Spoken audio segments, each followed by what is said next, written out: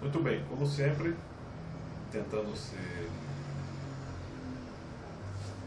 breve e tentando ser útil.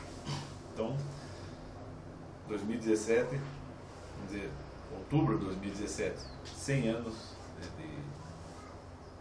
desde a Revolução Russa, né, desde que Lenin tomou o poder na Rússia, por meio dos bolcheviques, vamos dizer assim, ou seja, durante todo esse período, ou seja,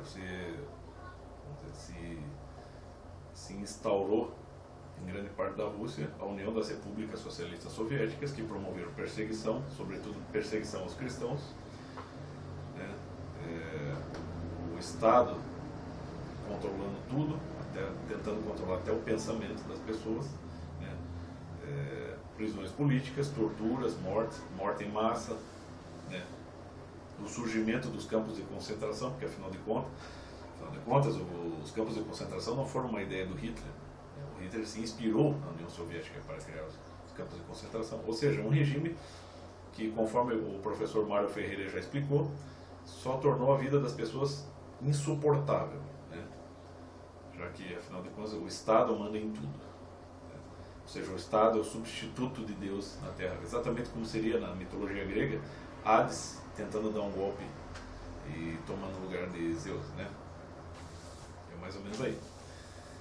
Mas, né, a questão é a seguinte: se formos fazer uma breve linha histórica, né, sobre desde a União Soviética até os dias de hoje aqui no Brasil, né, com o Partido dos Trabalhadores, né, não é fácil, é muito complexo. Então, mas para resumir, né, seria interessante começar com um pouco um breve dado biográfico da vida de Lenin. Lenin, assim, até na infância dele, o pai dele era um homem de influência, um homem importante ali na Rússia.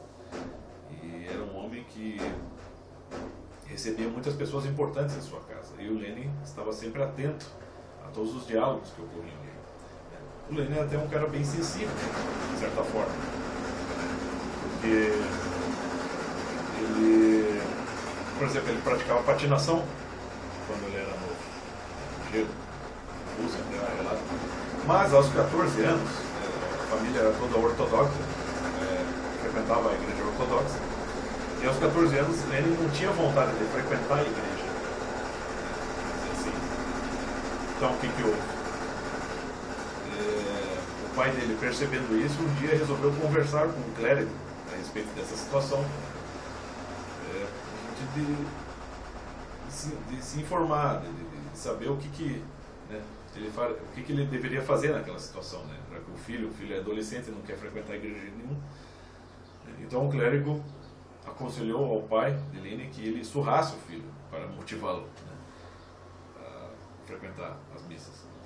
E o Lenin escutou isso aí. E o Lenin estava até usando uma cruz no pescoço na época. E quando ele ouviu isso, ele arrancou a cruz do pescoço dele. E a partir dali ele se tornou um ateu. Um ateu sem capacidade de meditar mais profundamente naquela situação, né? Ou seja, de certa forma aquela situação justificou, vamos dizer, tudo que ele fez dentro da mente dele, dentro do espírito, da alma dele, né? Ou seja, ele basicamente se tornou um dos maiores especialistas em Karl Marx, em comunismo, e promoveu toda a Revolução Russa, que provocou uma tragédia imensa, um holocausto imenso, mas não foi capaz de meditar sobre aquela situação ali, achar uma saída para aquela situação, né? Então essa é a grande incoerência, né, do espírito do Lenin, que é um homem que, no fim das contas, acabou encontrando uma justificativa para fazer tudo o que ele fez. De certa forma, aquela situação talvez tenha acionado aquele mecanismo psicopático dele. E claro, depois o Lenin morre de sífilis terciária, aos 50 anos, em 1924, e quem toma o seu lugar é o Stalin, né? E, vamos dizer assim, prossegue, né, inclusive intensificando toda a violência do regime. Mas nos dias de hoje, o que nós temos? Nós temos o ex-presidente Lula. Não dá para comparar Lula com Lenin. Afinal de contas, Lenin apesar de ser um tirano, um assassino, um psicopata, o próprio professor Olavo reconhece que ele foi um gênio, ali, no sentido de que produziu umas 50 obras e, segundo o próprio professor Olavo, não tem pessoa que tenha falado melhor sobre a questão da tomada de poder do que o Lenin. Então, as obras de Lenin, por mais que estejam defasadas hoje, principalmente em relação à revolução cultural promovida por Antônio Gramsci, ainda assim, né, ela é uma fonte muito rica onde os comunistas vão beber. Né? E é claro que a gente não pode comparar o Lula com ele, mas o Lula não é um homem letrado, erudito, inclusive não é um homem que respeite muito a língua pátria, né? A norma culta da língua pátria. Mas o Lula ele foi orientado por muitas pessoas que são leninistas, trotskistas, stalinistas, comunistas de carteirinha, eruditos. Afinal, quando o Partido dos Trabalhadores foi inaugurado em 1979, conforme informações do Augusto Avelar Coutinho, 1979 foi um ano em que os revolucionários, os militantes, né, os guerrilheiros que estavam exilados do país, tal como José Dirceu, Rui Falcão, Dilma Rousseff, né, José Genuíno, enfim, eles estavam exilados e receberam o indulto e voltaram para o Brasil. E aqui decidiram refazer um novo partido comunista, mas não explicitamente comunista no seu título. E também não poderia ser liderado por um guerrilheiro, um militante, um extremista. Ele deveria ser liderado por alguma pessoa que pudesse representar as massas, entre aspas.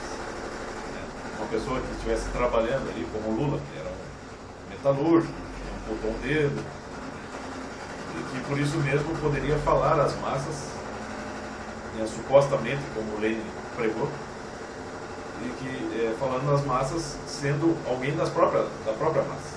O Lenin não era um homem da massa.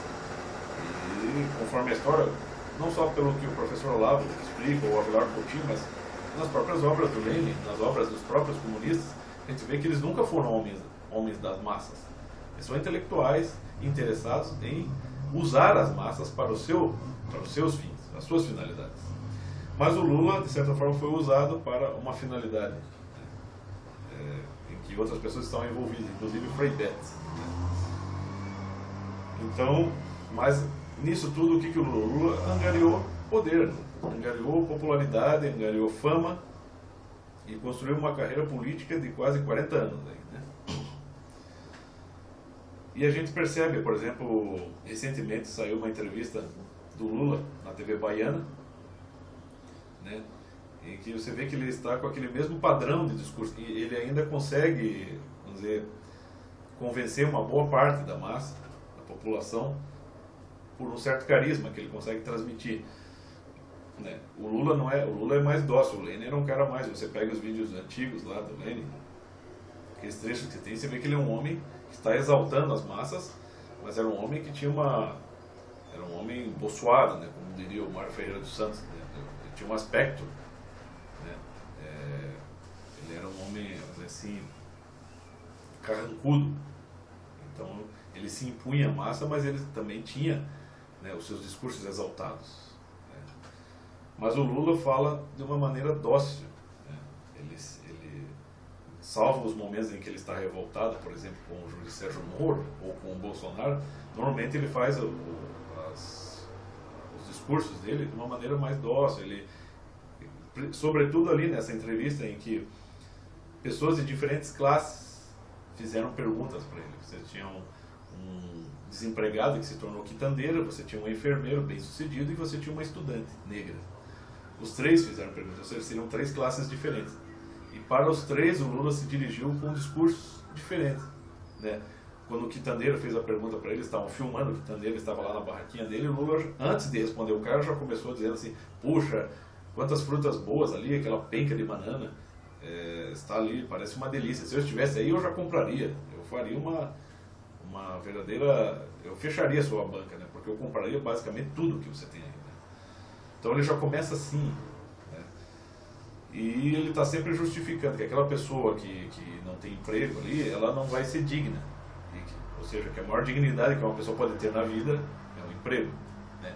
Que uma pessoa sem emprego se torna indigna dentro da sociedade. Quer dizer, Só que ele fala isso de uma maneira dócil e as pessoas acabam acreditando que é isso mesmo que elas têm que fazer. Mas vamos aqui, vou puxar um exemplo aqui, William Shakespeare. William Shakespeare é um dos maiores dramaturgos, talvez o maior dramaturgo da história da literatura universal.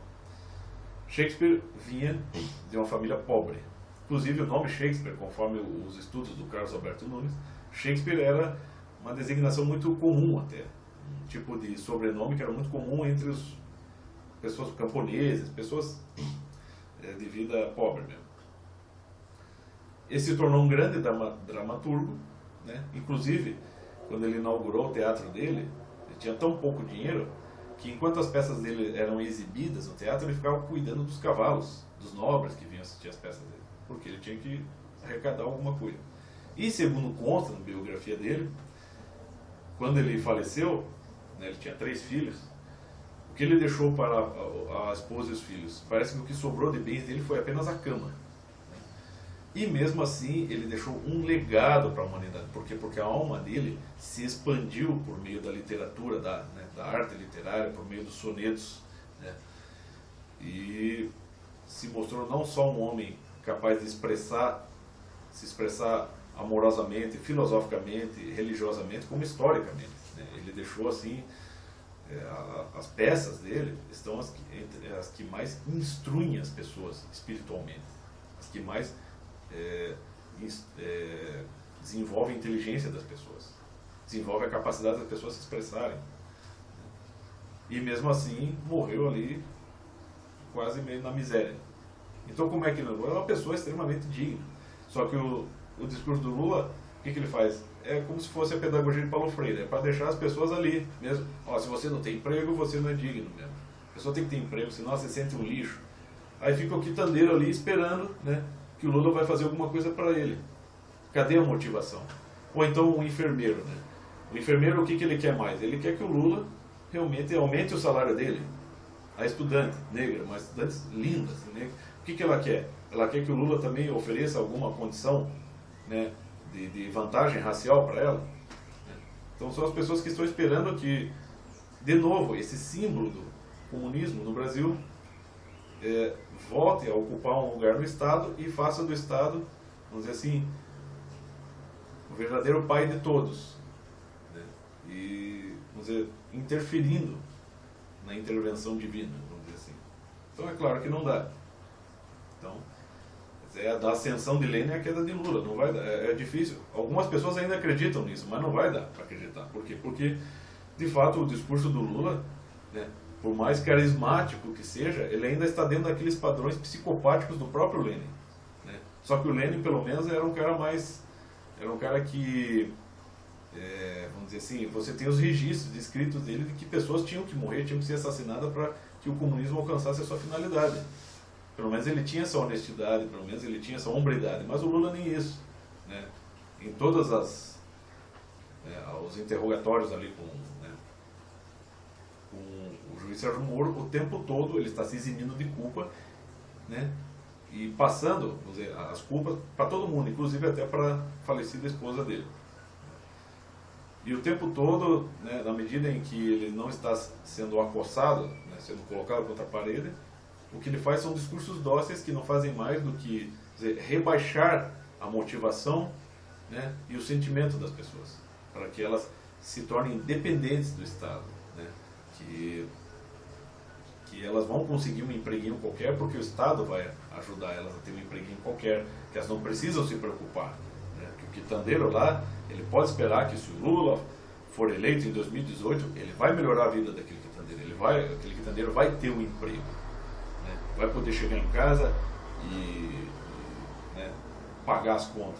É como se a vida se reduzisse a isso, independentemente de quem esteja no governo do país, independente de qual presidente esteja lá, né, de qual tipo de política está sendo vamos dizer, aplicada no país, as pessoas vão ter que achar um meio de sobreviver, de tirar lucro honesto, né, para se manter, independentemente disso. Mas agora a questão da expansão da vida humana, da capacidade de transcendência da vida humana, do ser humano de ir além dos seus próprios limites, em todos os sentidos, não só no sentido do emprego, mas uma vocação profunda que a faça crescer mesmo, mesmo que ela continue pobre o resto da vida, como Shakespeare foi, mas que ela enriqueça a sua alma, o seu espírito, né? E que ela distribua o tesouro da inteligência e da iluminação para todas as pessoas. Isso, certamente, o Lula não está qualificado para fazer, né? O papel dele é simplesmente estar lá no poder e mandar nos outros, e tornar as pessoas dependentes dele, né? Que é isso que o comunismo quer, é rebaixar, igualar todo mundo, né? Na pior situação possível. Mas tem muita gente que ainda acredita, né, que o Lula tem alguma coisa para oferecer. Enfim, quando você lê, você começa a ler já o prefácio das obras do Lenin, né, em que ele já começa falando sobre a história do Karl Marx, você vê isso, que é um homem que a princípio perseguiu o cristianismo e que de certa forma, né, se opôs ao cristianismo como se fosse a pior coisa na face da Terra, mas se tornou um fanático, né, doutrinário em cima de Karl Marx, como se isso realmente fosse uma alternativa melhor que o cristianismo. Karl Marx não é uma alternativa, né, melhor que o cristianismo. Dificilmente vai haver uma alternativa melhor que o cristianismo para a salvação das pessoas, para a motivação das pessoas, né. Era mais ou menos isso.